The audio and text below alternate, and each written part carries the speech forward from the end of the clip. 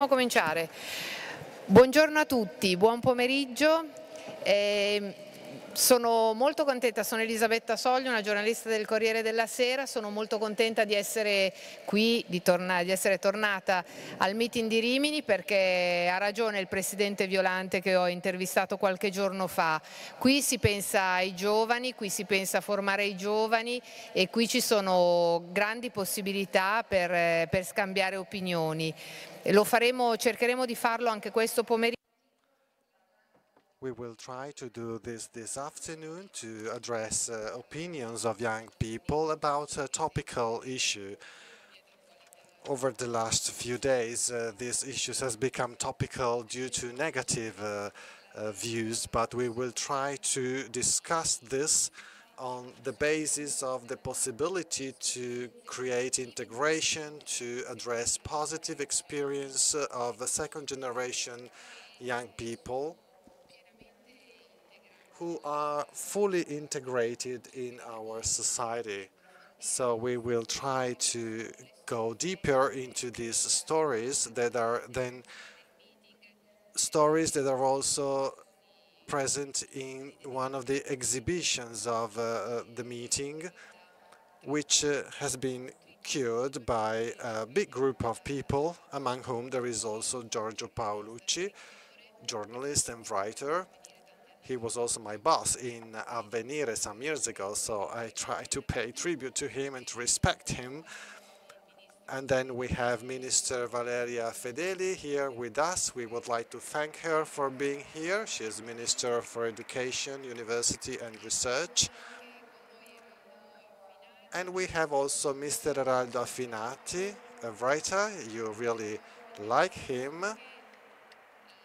He is from the Penny Wirton schools, and he prepared the preface of the volume about this exhibition that I was referring to. It is a really beautiful exhibition, especially in these days where we're still shocked by the attack that took place in Barcelona, such a close city. Well, it helps us really review our view and have a broader view comprehensive view of the problem of immigration. I would like to give the floor to Giorgio Paolucci and would like to invite him to illustrate the contents of the exhibition. I know there's also a video, and so Giorgio, you have the floor. Thank you.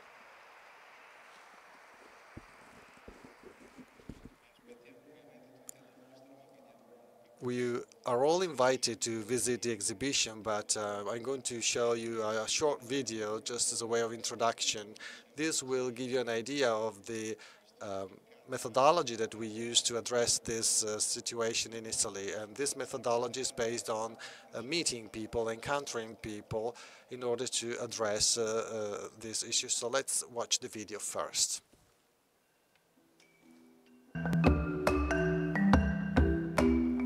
Sul fatto di sentirmi più italiano o più Well, should I feel more Ecuadorian or Italian? I'm 50-50.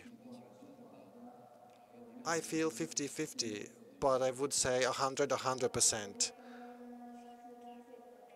I was feeling a Sri Lankan person, but when I went back to Sri Lanka, I was feeling more Italian. I don't want to be Romanian 100% and for all my life, but I prefer to be here. I've always thought I've always been wondering about this feeling, am I Italian, am I not? So I was asking my family about my origins, and they told me that I am Turkish from my father and Albanian from my mother. I told my friends that I am Albanian, and that's when they found out it. Well, this could be a problem to have access to society, but what we have to demonstrate is that we are not a factor ruining the society, spoiling the society, but we can contribute improving it. I've been living in Milan for 20 years. I feel a citizen in Milan with a Chinese face. I am a kind of kebab pizza. I'm a mixture of these two things, and there is one single result. When I go to Morocco, back to Morocco on holidays, I see that people are considered as those who live abroad, and there's prejudice. A tree without roots cannot be strong, and that's what I think about people as well, because without a strong legacy, we cannot become anybody. What our fathers bequeathed us is not a burden, it is a treasure, a very precious treasure. I think that it is the story of many young people in Europe, that is, they are looking for their identity, but this shouldn't be a negative factor. Young Italian people, to be honest, also adult people, even if they were Christian, they have a very different approach. They just don't care. I am a Roman girl and also from other origins. So I would like to say Stattabun, which is a local dialect in Bari, to say I wish you all the best.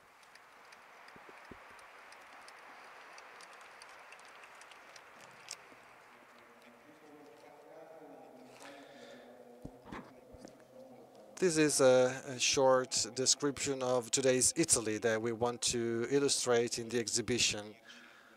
Some visitors told us that they thought that what we showed in the exhibition was the future and not the present, but this is the present actually. It's made up of millions of young people, underage people, children of migrant families who were born here or arrived here when they were very little, and then they reached the family, they were reunited, they attended our schools, and they are becoming part of a changing Italy, part of a multi-ethnic Italy. They are a new way of being Italian, well beyond what is written in their passport. They have a very strong feeling of belonging to our society, not just in terms of the language, but also in terms of the values. They have a desire for friendship and to create a community all together. We have 1.5 million of these Italians, 815,000 are the international students, foreign students going to school, from nursery school to high school, 9% of the total student population, and 6 out of 10 were born in Italy. Since they were little, they share the destiny of our children and our grandchildren. So the attempt of this exhibition is an attempt to focus on experience, to listen to the stories. We didn't want to do sociology, statistics, or politics. No, we wanted just to pay tribute to the big changes going on in our Italy. So the key word in our exhibition is change. And to testify to this change, I believe we have the duty, and as journalists, if I may, we have the duty to change the narrative. We should create a less anxious generating narrative. There are indeed negative aspects, and we don't have to ignore these negative aspects, but there is a silent wood that is growing, and it is changing the skin and the parameters of our society. So this exhibition is not just an exhibition that you go and visit, but you really experience this exhibition. You will have the chance to see how it was conceived. There's open spaces with videos about the school, about the family, about sports clubs, about places where people gather and meet other people. And above all, visitors are involved in an experience. 2 meetings are held every day. The protagonists of the 7 videos that were shot have been invited, and so they can be approached by the visitors of the meeting. Earlier we saw the Chinese guy from Milan. Yes, this Chinese man set up a ravioli restaurant in the Milan Chinatown, collaborating with one of the oldest butchers in Milan. So you see how friendship and living together can generate business, and a business for the good. We will address this later indeed. So change is the first keyword. We want to have a picture of a change that is already going on. Then the second word is tradition. And so legacy, which is part of the title of the meeting from Goethe's Faust quotation. And it is interesting to notice that this word, tradition, right at the beginning of the exhibition, is very present in the heart and in the mind of the young generations. We show two sentences in the exhibition, one by Romano Guardini, a Catholic philosopher: "In the monotony of our life we will suffocate." That is, tradition cannot just be the mechanical repetition of values and experience, but it has to be earned by young people. It has to be put together with the freedom of the people. So tradition is not just a knapsack that I bear on my shoulder. I have to open this knapsack sooner or later and check whether what is inside the knapsack really is in line with what I'm doing. So this is what the young generations do, because they do have traditions that are many times very far from the traditions in Western world, and they make comparisons with what the West offers them. I'm sorry to interrupt you, Giorgio, but I think that this experience of comparing traditions is also an experience of Italian young people, because Italian young people indeed take the traditions of their parents that is now really, really different, because we know that generations can change really, really fast. And so this kind of experience really affects everybody. It is a cross-cutting phenomenon, not just involving young people born in foreign families.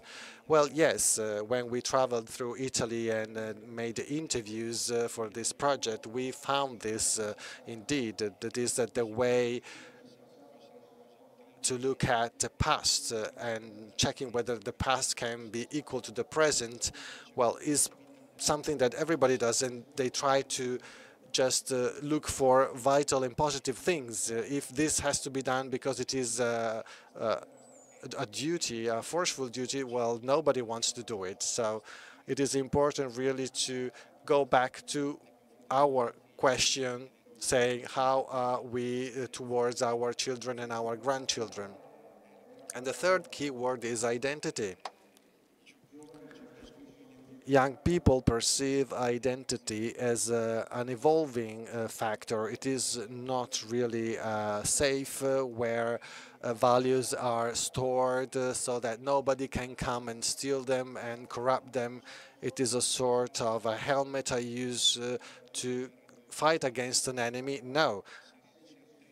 On the contrary, identity is based on certainties on which my life is rooted, but it is a way to be open to the others. So identity is defined insofar as I can really meet the other and so understand who I am, not just in defending one's territory. The true identity can really meet everybody and deal with the uncertainties of the soul. I cannot say you and I if I cannot say we. So the fulfillment of the individual can really take place in meeting the other. Now in Italy we have people with a very different heritage, but they understand the importance of meeting our own heritage and how enriching this experience can be. So we can really emphasize this idea. When we say that we want to defend the Italian identity, well, this can be really mistakenly interpreted. The Italian identity is not a closed environment. It is something that over the centuries it has always been able to offer something to people getting to Italy, or the people inviting Italy but being contaminated themselves. Italy has always been a land of contaminations, it's always been a land that was capable of being contaminated and contaminated the people who used to arrive. This is what is written in the catalog of the exhibition at the very end. So these people are really willing to have a dialogue with us, and they can help us open our horizon and look at what Italy will be in the future. Italy will have to address these issues more and more in the future, and I'm sure Italy will take advantage a lot from this situation. Thank you, Giorgio.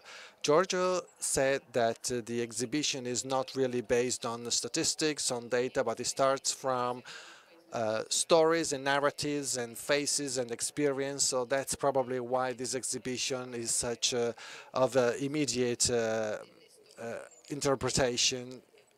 And these methods of testimonials, of stories, also our colleague Affinati can tell us something about it, because the experience of the Penny Wirton schools is based on the stories of people. So can you tell us how you have already experienced integration in these 10 years of activity?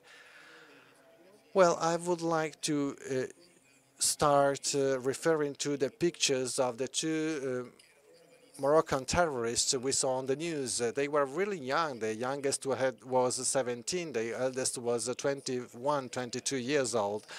I've been teaching for many years, young people like these in Rome, in a place where young migrant people were present, and I knew so many of them. I also wrote a book about it, La città dei ragazzi. When I visited Morocco, I wanted to go and study the places where my students were living, and one of them sent me the picture of his son, just showing in a way a closed circle. So instinctively I thought, well, on the one hand we had a terrorist, on the other hand we had an Italian citizen, just like this we've just seen, watched on the video. So what went wrong in Spain? That's what I thought. What went wrong, given that those people in Spain got radicalized, and what went well in Italy, when I see many students that really found their way around, they have a job, and the answer is the school. Credible adults that these young people came across.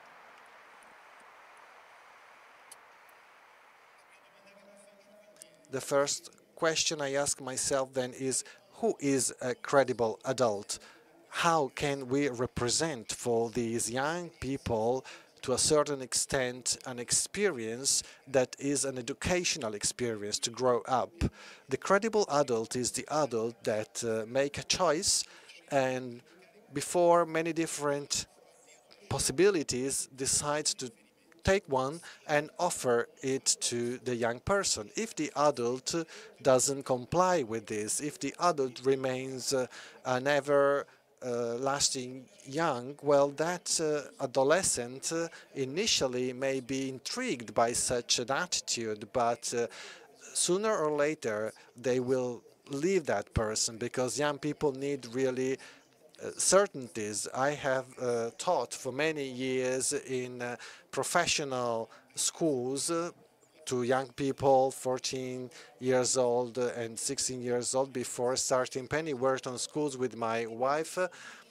And what have I understood? We need really to review the meaning of experience. We need to understand the full meaning of experience. Our words today, many times, are not legitimized. They're just words that are produced for free, and they're not really based on experience. That's why adolescents leave us. That's why they run away from us. That's why many times our lives are not intriguing and fascinating enough. They're not reference points. At the Penny Wirton schools, we thought to renew the dream of Don Lorenzo Milani. To him I dedicated my latest book, L'uomo del futuro. And the school name is from the name of a novel from Penno d'Arzo.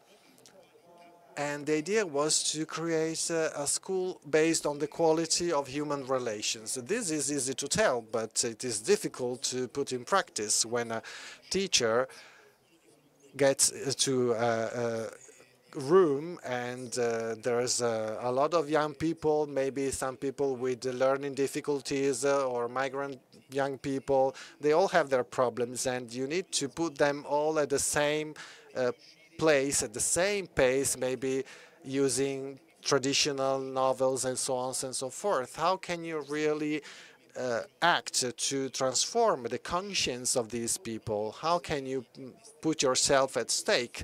It is not really possible just to deliver the tradition and teach the program and just give them an evaluation. So in Penny Wirton, I thought that it would be possible to fulfill human encounters.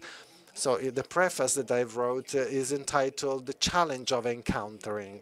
It is not just a beautiful thing, but there's also problems, there's also difficulties. It means understanding who you are and who I am, and your origin and my origin. That's why I went to Morocco, to understand the place where Maris and Faris came from. That's why I wanted to visit other places that are the origin of other people that I came across. We know what is the origin of these people, but do we really know how to experience it? Have we been there? So I thought that this methodology could also become a tool to encounter people, and the encounter was between Italian high school students and their peers of a migrant origin. This year, we established 30 conventions with high schools in Rome to favor apprenticeships to teach Italian language to migrant people. Well, we had a really wonderful result. For example, a young lady from Rome, from high school in Rome, let's say Julia, 17-year-old, middle class from Rome, sitting in front of Rashdur from Bangladesh, totally illiterate of his own native language, who never wrote anything with a pen. Then there was this encounter, and this wouldn't have been possible without the platform that we created. So there's Julia teaching the verb to be in Italian to her peer from Bangladesh. That's a wonderful thing. The idea is that Italy at present can be an anthropological workshop of the new Europe. And this is happening at the Penny Wirton School that was established by myself and my wife on the basis of nothing, basically. We are two teachers who were not really satisfied with the methodology used in their own work, and so they start thinking about a school in which there is a call for the whole country, a country which is really nice, it's beautiful, there's people who are ready to work for free, and that's what happens in the Penny Wirton schools. Everybody works for free. I would like to ask the organizers for letting me express my story here. I feel there is a tension because there is a group of people who are trying to step out of the system of benefits that is in place with the government, that works on the basis of I give you something, you give me something. That's not the way we work. We just give. We have other schools in Faenza, in Forlì, and we have volunteers who really start working for free. They're not just former teachers. There's other people with other backgrounds, and what they see in this activity, they discover they have a pedagogical attitude, and they didn't know they were really good for them. I would like to conclude my presentation referring to Giorgio, who is a student who has been very important for me. And I dedicated a book to him entitled Elogio del Ripetente. the pupil repeating a year elegy, and this student was going to be failed in all the schools that he attended. I talked at the Carlo Cattaneo school, and his behavior was being reprimanded by many teachers, and so he was being failed by all the students, and he was basically about to leave school forever. So one day I just talked to this young guy and told him, well, Giulio, you are really in a very difficult situation, but why don't you come with me and start teaching Italian language to migrant people, to the migrant students? And this young guy looked at me and said, well, I may try to do this with you. And so every Tuesday afternoon for 1 full year, this young guy was coming with me and teaching and taught Italian language to the migrant students. And is this really the same guy that was really behaving badly and was being failed and was being so problematic? Well, yes. He turned into a volunteer, and he was really helping me a lot, playing the role of an educator. That to me was one of the best things that I ever experienced in my teaching history. So we really need to work so that the experience of the prior of Barbiana is not unheard, but is promoted. Bello, Signor Ministro. Beautiful experience. Minister, how beautiful. How great to hear such things, to know about a school that is like an anthropological lab that proposes new ways of living together, being together, and of learning and teaching. It's great, it's extraordinary, and Affinati knows what I think about what he does. And first of all, thanks for the invitation. I'm very glad to be here and join this debate, and I would like to link up with some of the things that have been said. So first of all, I would like to start from the videos. The videos tell us that actually we do not know much about the quality of teaching in Italian schools, about the quality of relations, about the quality of learning in Italian schools. And these things, on the contrary, are visible in the exhibition that you set up. And we can see to what extent these schools just favor integration. And conceptually, it's not just about the experience started in Barbiana many years ago, but this is about integration, not only because it is necessary, but because the school somehow is a place that is naturally born for that. And Italian school includes disabled and impaired people. It's the only one. On the other hand, in other countries, these youngsters with such problems are kept in different classes. So there are separations and divisions. This is not the case in Italian schools. And again, so Italian schools and Italian schooling system is really welcome-oriented. However, integrating is not just putting people together. Well, integration is about mutual enrichment. I really like what I heard before about the new Italians. And these new Italians are our children, our grandchildren, our nephews. They join classes that are very much mixed. So these 815,000 young people are a resource, a great resource, because they represent diversity in all its aspects. So this is a very first important thing to be kept in mind. Secondly, I want to talk about the possible contradictions that arise. Still, there are a couple of meaningful factors to be better understood in order to make the Italian education system an even more effective integration tool, because the education system is really a driver of change. Education plays a key role in that respect.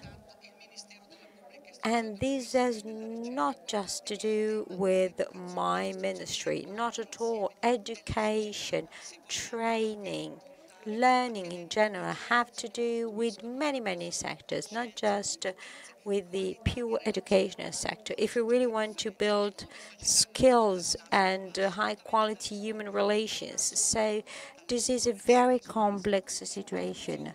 And another very important element is the following. Schools need to be acknowledged in their function. The final goal of any educational system is training young people, transferring them skills and knowledge. However, we need to acknowledge the social and cultural value of the whole schooling system, so namely teachers, of professors, of principals, of all the people working in schools. And the educational system is very complex and articulated, and still sometimes is not enough. But this is a very complex machine that is made of thousands of gears that need to work perfectly. We need to invest in a high-level cultural value of our system. Our teachers are of very high quality. And I know what Mr. Affinati was mentioning. I know that teachers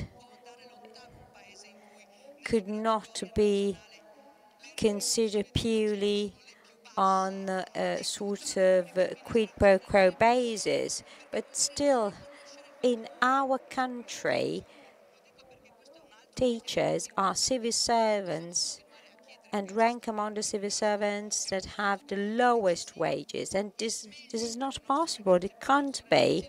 We need to offer the best to our young people, and that's why we should always offer them the best qualitatively available teachers with the best skills. So we need to consider also the remuneration aspect. But, well, the education system is something that needs to work specifically on those who have more problems. And Don Milani was the first to say so. So the educational system needs to focus more on those who have the most problems, not on those that already succeed. And if you really want to make a change and support these new Italians, we need again to make education more important than it is today.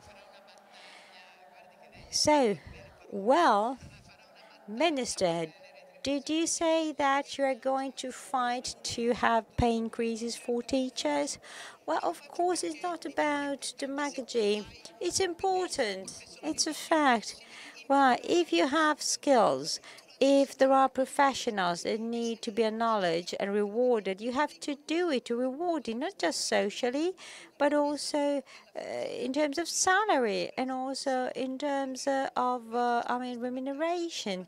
And it's a fact, and it's important because we need to put back at the center the importance and value of education. I would like to quote something that I heard recently, and our Pope Francis, during a meeting with 7,000 young boys and girls, said that the real challenge today is the challenge to teachers and educators, but it is made of schools, it is made of decision makers, and it is also made by the whole society. So if the players of the schooling and educational sectors are set aside and left behind, then you really risk to create some form of separation and distance. I mean, you need certainly to favor integration from the schools. And again, we need also to strengthen the relations with the families that are an important part of these structures. So again, the educating community plays a key role on that. So there is some sort of shared accountability and responsibility when it comes to teaching and educating, without forgetting that those roots needs to be enhanced and integrated in the educational pathways. But again, that entails the involvement and engagement of the families of these new Italians. Otherwise, these new Italians won't be able to build a new identity on their own original roots. I don't want to refer to any specific episode, but this is a challenge. That's why the educating community really has to take up a big challenge that involves society in general. Well, you have witnesses, so you announced a fight for better pay for teachers. Mr. Paolucci, Giorgio Paolucci. Well, Mr. Affinati mentioned the events of Barcelona. So a young teenager, 17 years old, was part of this commando that presumably had even larger and more devastating goals. But once again, we are all still shocked by what happened. My question is the following. When you organized and set up the exhibition, did you consider also the reaction of those people who say, okay, these are young boys and girls, but they are not all like that? Oh, yes, of course, we consider that. We know that some people could say, oh, this exhibition shows just one side, the good side of these stories. But what about the bad side? What about what is rotten? Well, actually, considering this point of view, we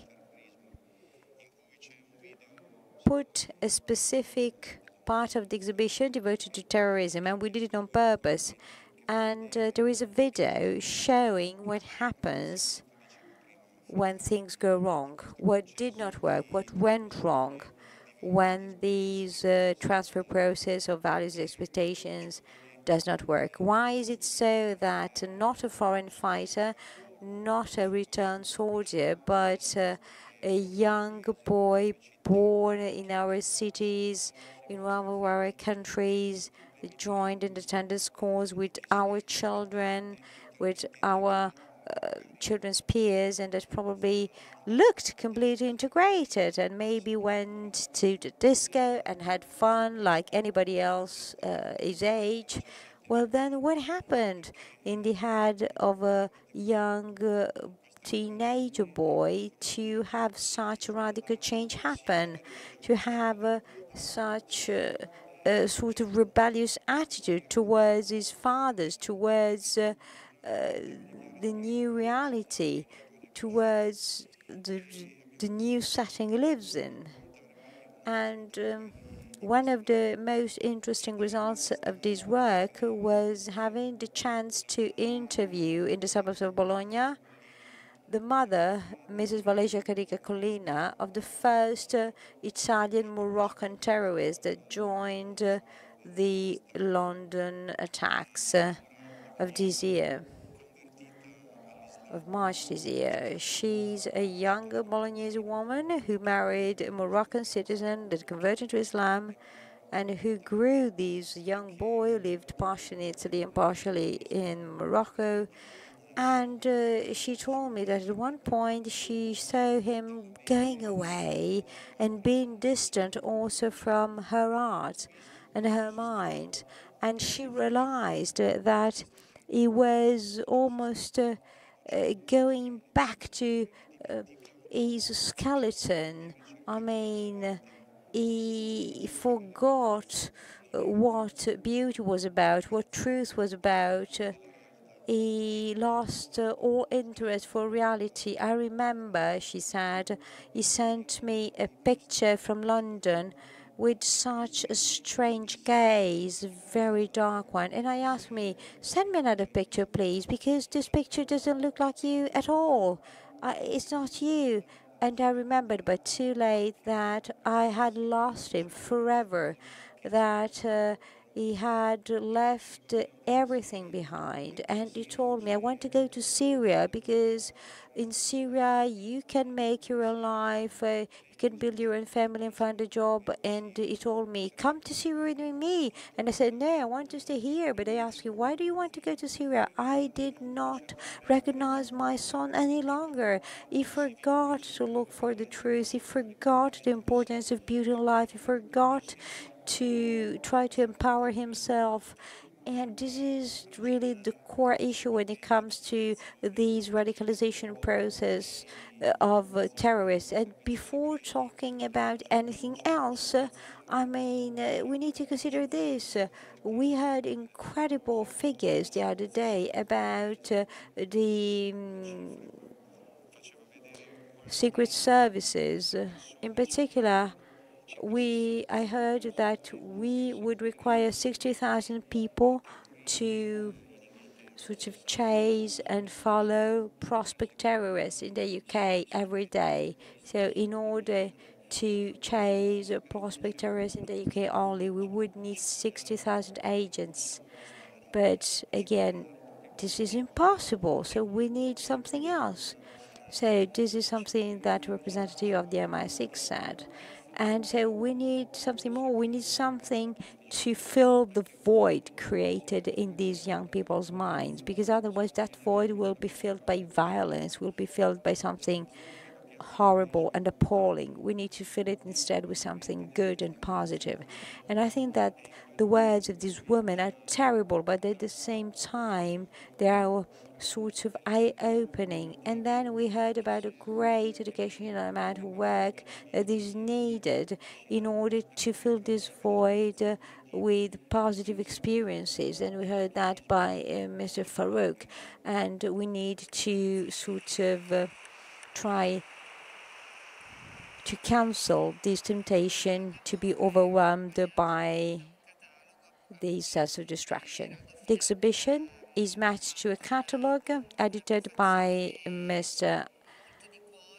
Affinati, and Mr. Affinati also wrote a preliminary introduction to the exhibition catalogue.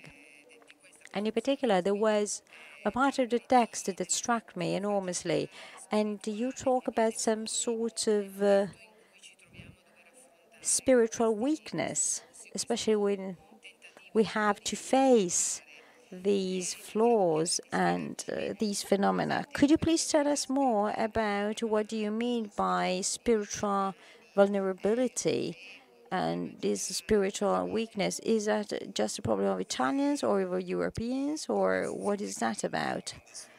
Well, Finkielkraut, a great French thinker, wrote a book entitled The Unhappy Identity, as if Europeans were trying to find again reasons to be together. We Europeans certainly have a great burden of responsibility vis-à-vis the so-called damned people living on Earth. And we need to find ways somehow to pay compensation for so many populations we devastated with colonialism. And in Italy in particular, we have an additional role, not just because we are the southern border of Europe, but also we are the country of renaissance, of the critical spirit, of many, many important things, because Europe was born in monks' cloisters. So Europe was not born in Maastricht, was born in Italian cloisters. And so what can we do then? Well, it is about trying to face the reality. Either we try to get to a romantic attitude, or we may risk to close ourselves into an identity-centered position. Well, I think we should try to go back to our values by comparing them with other people's values, because otherwise, if you just step back and decide to hide and close yourself from the rest of the world, well, then your values also become useless. Well, at one point, one boy in the video says that without roots, any tree can grow. But which are the roots of a man, and in particular, the roots of any man just intertwine with the roots of so many other men. So if you generate vibrations in your own roots, well, that has, of course, repercussions on the roots that are intertwined with yours. So that generates some sort of dynamics that opens up your eyes and heart and mind, so that you are naturally open to the other, so that you can better reinforce and enhance your own identity through the comparison with other people. And this kind of work starts in schools. This kind of process can begin in schools, and this is quite natural. But as our minister said, sometimes there's a sort of detachment between schools and families, between teachers and students' families. Teachers today feel alone, more alone than Mr. Don Milani in Barbiana. When Don Milani used to meet the parents of his pupils, well, and when there was a mother who used sort of maybe to complain, maybe because Don Milani had sort of expressed some form of complaint to the child, usually maybe the mothers used to support what teachers did. Today, this is not the case any longer. Very often, families, when present, because very often they simply don't care, are an obstacle to any educational action. So again, we need to fill this gap. We need to do something to fill this gap, because there's a clear gap between teachers and families. There's really a sort of ethical distance.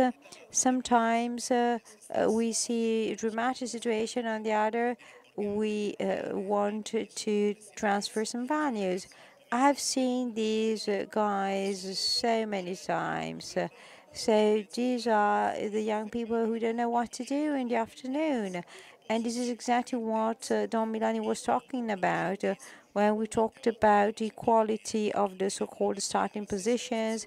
Everybody should start from the same position, but then when you sort of somehow gave the same mark to two pupils that are completely different, well, then you know what is behind that, because you know that there are children who are exposed to specific situations which are much more enriching. So somehow you have to reward some even the progress made by difficult boys and girls, as the prior of Babiana used to say. But in order to do so, you have to involve all the players. And I travel around Italy a lot, and I know that there are teachers who are really passionate, who are ready to do hard work, but sometimes they feel like being trapped into bureaucracy, and sometimes bureaucracy is so frustrating, it just can get even the most motivated teachers so demotivated. I remember what a teacher told me at the end of a training course. I remember I told something similar to what I said today, and I remember she told me, and now I have to go and fill in tons of paperwork. How can I try to do what you told me about? Again, we need also to work on that. We need to somehow help teachers feel fresher and try to face young people in a lighter way. We need to facilitate their lives.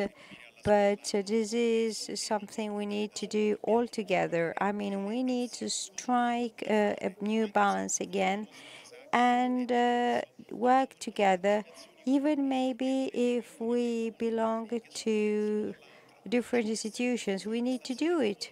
And again, sometimes there are people who are animated by political ideas, others by religious ideas. Others can be animated by other reasons.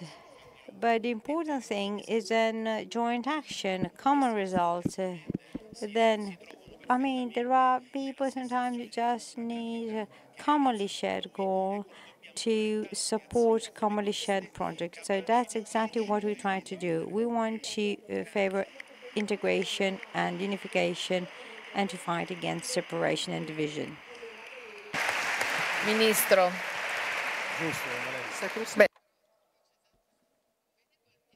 Minister, you see how many applauses he's getting when he mentions teachers. So teachers is a community that is really to be emphasized and appreciated in Italy. Yesterday, Pope Francis, for Migrants Day, launched a message in which he called for a recognition of nationality upon birth. He didn't mention jus soli, jus soli, but there is a topical debate in the parliament at this moment, which is dividing our politicians. Do you have a clear position that you have expressed on multiple occasions, and you are in favor of this norm? Do you think that this issue is being debated in the right way? And do you think that our political leaders will be able to reach a consensus and to produce a wise and equal law for this? Well, thank you for this question. Yes, I expressed my view many times, but I would like to add something now. We are talking about integration of new Italian people, that is 850,000 young people who are already part of our school systems. They were born in Italy or they were reunited here to their families. And we are really talking about the quality of human relations. These are young boys and girls who study our language, they support our teams, they eat the same food, they play with our children, and they also observe with interest and curiosity the differences they encounter. But then there is another issue regarding their own citizenship, which is important not just for the right to vote, but also for the right to fulfill certain activities or not, whether you have that citizenship or not. And that there's a gap. I think that Italian society is much more ahead than the political representation and the low quality of the political debate that have been done on this issue. There can be different views on this, of course, but the quality of the political debate must be respectful, because we are talking about young children, young boys, young girls that exist truly, and they follow that debate. So what can they understand when they are exposed to very violent statements, and when they maybe listen to issues that really do not affect them? But there, it's a very complex issue about migration, about the security. It is truly a very, very important subject. What I want to say is that the ruling class that is interested in creating positive conditions should find an agreement on this bill. Of course, this is not going to be a total solution, but it is also part of a choice of values that belong to us. I hope that you will succeed, because if we don't succeed, it will become much more complicated when we go to our classes and talk about integration between subjects and human beings and make exceptions.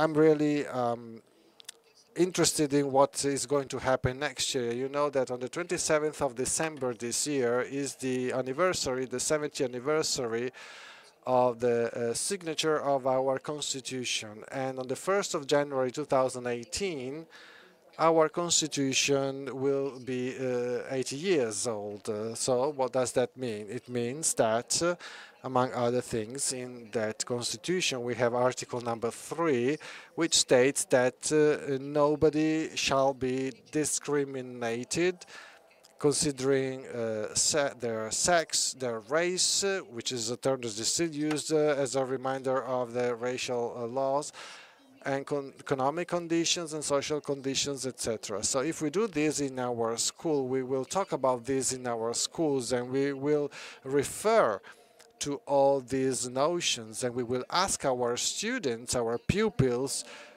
to study the shame that is attached to racial norms, racial laws, that just because some people were Jews, they were taken away from school. So what is the meaning of all this if we don't acknowledge citizenship to the young people, to the young students already in our school who speak our language?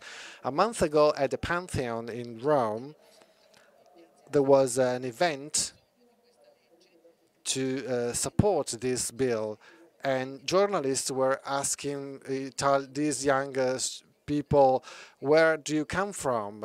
Because they wanted to know the country of origin, but they were answering, I am from Reggio Emilia, I am from Padua, I am from any Italian city. And all together we sang the national anthem.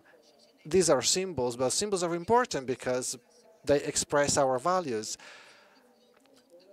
So the whole political class should be really careful. I'm not saying this is an easy process and there's contradictions, but there must be an important sign, that is, in building respect for people, for dignity. We should really start doing this by acknowledging citizenship to these pupils after completing the school that they attend with our children and our grandchildren. Otherwise, it would be very difficult to state that we are still a cohesive and strong educating community.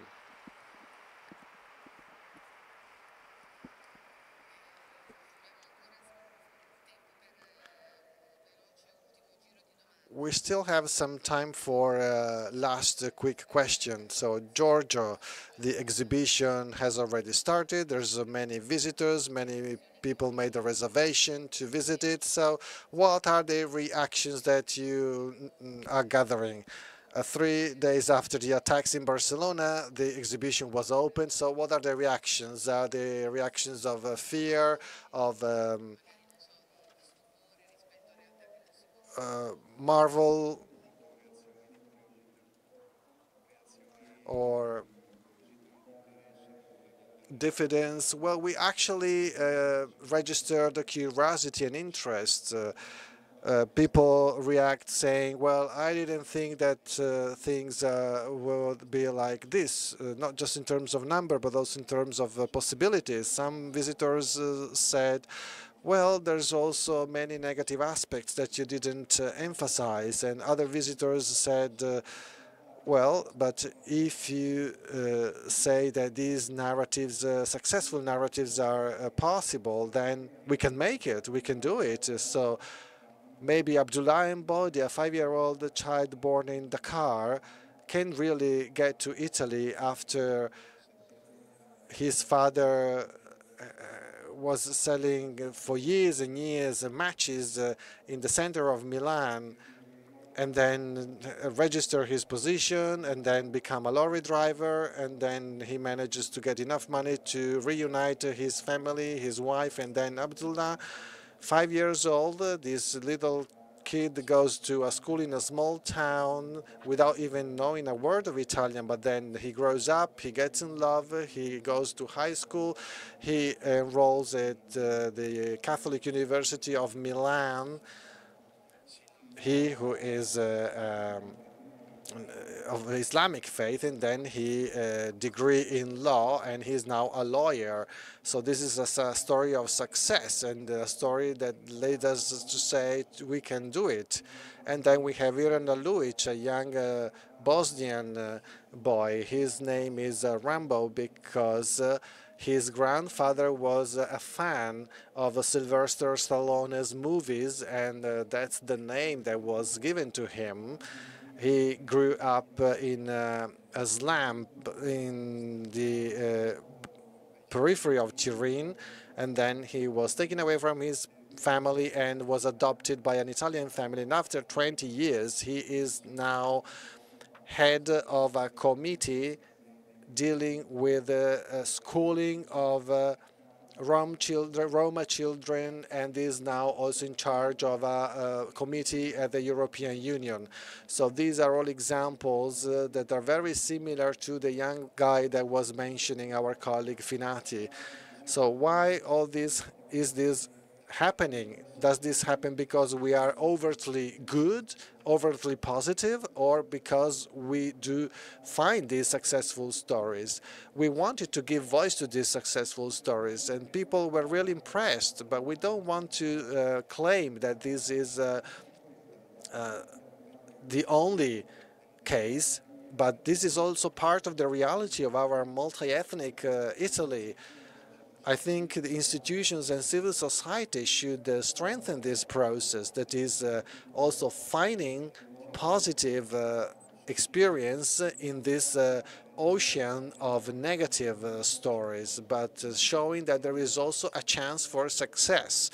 And these successful stories are all linked by one word, that is encounter. These people have become what they are because they encountered somebody who changed their life, maybe their father, their grandfather, or a friend, a priest, a football trainer, the main singer of a band, as was the case for Yuru, son of a Hutu father and a Hutsi mother who fled Rwanda during the 1994 riots. They went to Rome, obtained asylum, political asylum, and after 20 years we see Juru, this young Rwandan man, who is the top singer in this band around the neighborhoods in Rome, involving people of 18 different nationalities,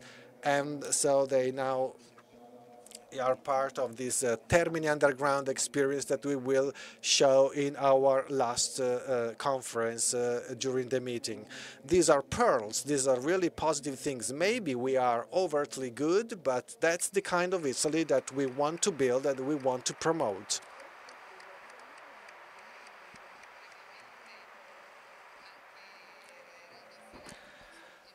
Now, very briefly, Eraldo, also to you. Do you think that the people are afraid of these encounters? Well, yes, there is a lot of ignorance towards the surprise that may be received from these encounters. The other day, a volunteer in Wirton told me, well, before doing this, having this experience, if I had met a man from Bangladesh going home in the evening, I would have been worried. But after this experience of a daily meeting, daily encounter, and knowing how they live in a small room, so many people there with little money, and you understand the place where they come from, these people come from, for example, Dhaka and all the destruction there. Well, people realize that this kind of fear is not really tenable. There some of our students that give us an apple, or give us really everything they have to say thank you to us. I think that democracy must be always rebuilt. No generation is better or worse than the previous generation. They're all different from each other. I am the grandkid of a man who was a partisan, who was killed by the fascists not far from Rimini. My mother is from the Romagna region, and I always think to my grandfather when Calamandrei said, where a partisan was killed, there is the place where democracy was started.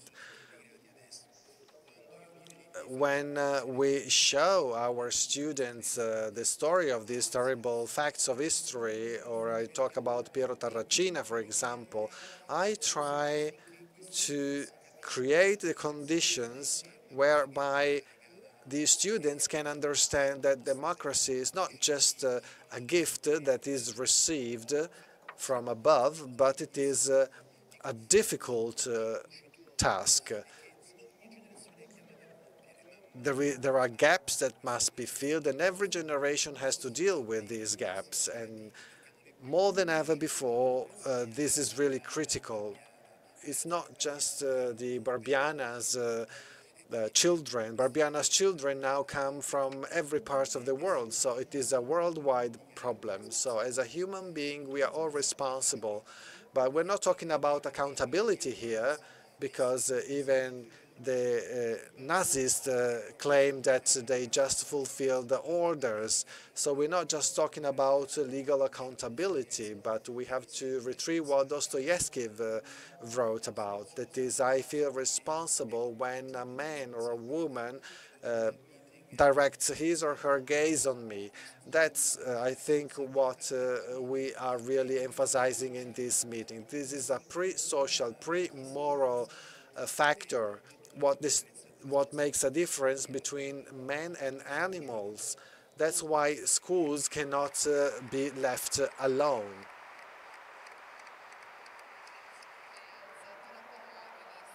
Minister, our colleague Affinati really mentioned something that you will agree with. Indeed, schools cannot be left alone. Being educators really means being put in the condition of creating a peaceful context and not a conflictual context.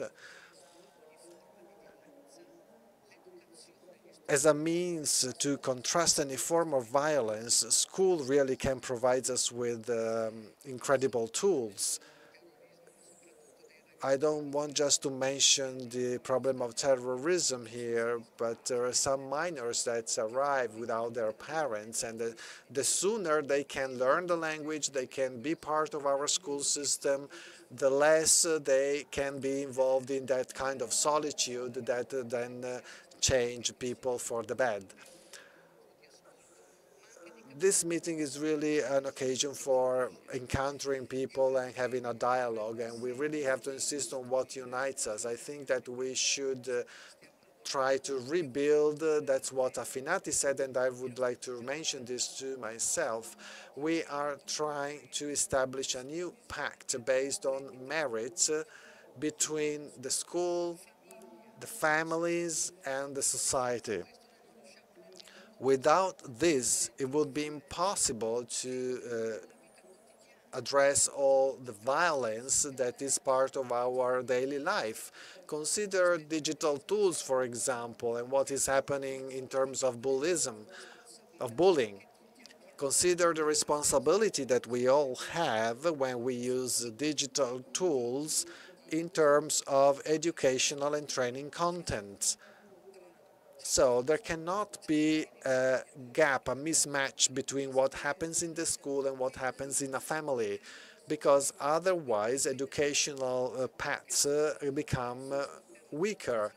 What I insist in is educating citizens at 360 degrees. There must be competencies, but there is also other factors that are important here. We mentioned the term identity. It is really important, but identity can be safeguarded in relation to the other and the other's diversity.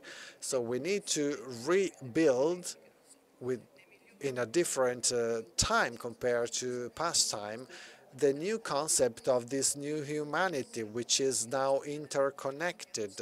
This is also an aspect that we have to be able to consider in modernity. We don't have to be afraid of these differences. We have to face them, understand, fear. I don't just avoid problems. I know that fear must be faced, must be addressed, but we have to respond with knowledge, with stimulating curiosity. That's the only way that the challenges of our education can be addressed. To conclude, I would like to mention once again something I mentioned on other occasions.